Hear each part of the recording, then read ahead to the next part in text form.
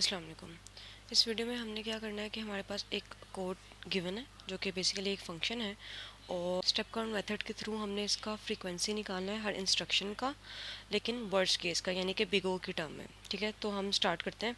तो सबसे पहले हम देखते हैं यहाँ पे हमारे पास यहाँ पे एक फोर लूप है और ये जो फोर लूप है ये I is equals to N से स्टार्ट हो रहा है। सही है, तो वैसे तो हमने जेनेरिक इसका बिग ओ की टर्म में आंसर निकालना है, बट थोड़ा सा हम जनरल इसकी ड्राई रनिंग कर लेते हैं। प्रॉपर ड्राई रनिंग करने की ज़रूरत नहीं है क्योंकि प्रॉपर ड्राई रनिंग हम तब करते हैं जब हमें एग्जैक्ट स्टेप काउंट चाहिए होता है। हमें इस केस में जो है वो स्टेप काउंट तो चाहिए, लेकिन हमें वर्स्ट केस में यानी कि बिग ओ की टर्म में चाहिए।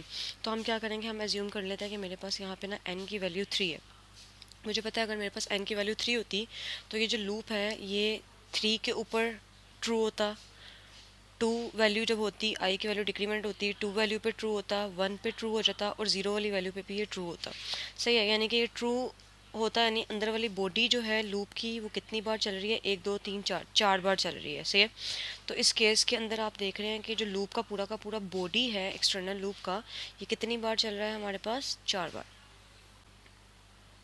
हमें पता है कि जो हेडर है, ये हेडर जो है जब आई की वैल्यू यहाँ पे हमारे पास -1 होगी तो ये उस पर भी चेक होगा लेकिन अंदर नहीं आएगा। तो इसका मतलब हेडर जो है वो कितनी बार चल रहा है, 5 बार चल रहा है। तो अगर मैं ऑब्जर्व करूँ मेरे एन की वैल्यू अगर 3 है तो ये हेडर इस केस में 5 बार चलता है और उसकी बॉडी जो है वो 4 बार चलती है।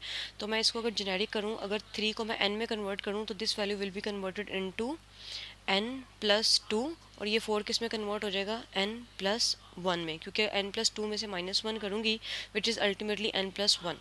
सही है, अब मैंने देखा कि इस लूप के अंदर का जो पूरा बॉडी है इसकी हर इंस्ट्रक्शन जो है वो n+1 टाइम चलेगी। पहले तो हम ये जो इंस्ट्रक्शन नंबर 1 है इसका हम फाइनल स्टेप काउंट निकाल लेते हैं। इसका n+2 है लेकिन बिग ओ की टर्म में इसका आएगा बिग ऑफ n आएगा। सही है, अब हम बढ़ते हैं आगे। अब ये जो पूरी की पूरी बॉडी है फोर लूप की वो चल रही है n+1 टाइम।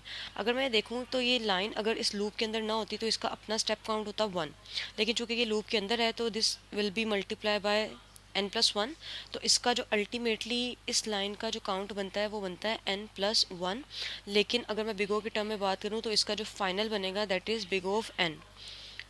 ठीक है, अब हम आते हैं इस लूप के अंदर। ये लूप जो हमारे पास है वाइल लूप, पहले हम देखते हैं वाइल लूप का। अगर मैं अपना सिर्फ देखूं, ऑब्जर्व करूं, जो इसका अपना स्टेप काउंट आएगा मैं जस्ट उसके स्टेप काउंट के जो आंसर को मल्टीप्लाई कर दूंगी एक्सटर्नल लूप के बॉडी के स्टेप काउंट के साथ। सही है, तो मैं भी फिलहाल इसका अपना देख रही हूँ, मैं ऑब्जर्व कर रही हूँ चूँकि मैंने एग्जैक्ट स्टेप काउंट नहीं निकालना, मैंने बिगो के टर्म में निकालना है।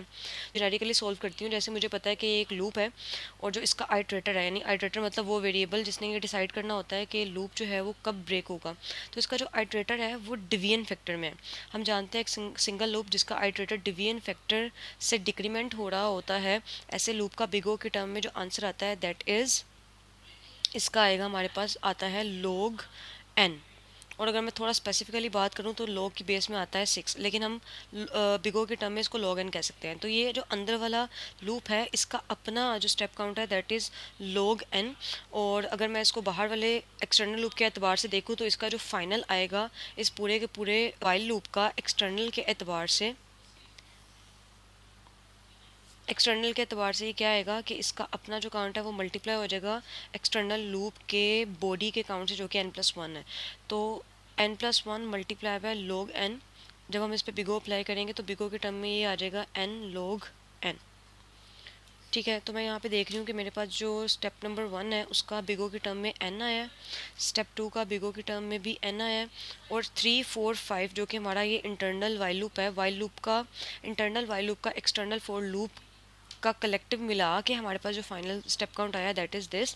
यानी कि लाइन नंबर 3 से लेके लाइन नंबर 6 तक का जो काउंट है वो मेरे पास आया है big of n log n।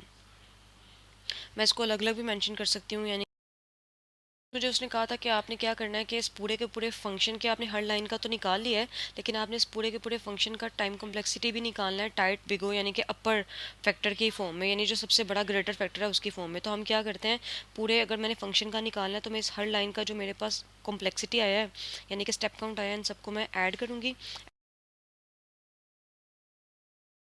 तो फाइनल आंसर हमारा होगा इस पूरे के पूरे फंक्शन का टाइट बिग ओ की शक्ल में big of n log n।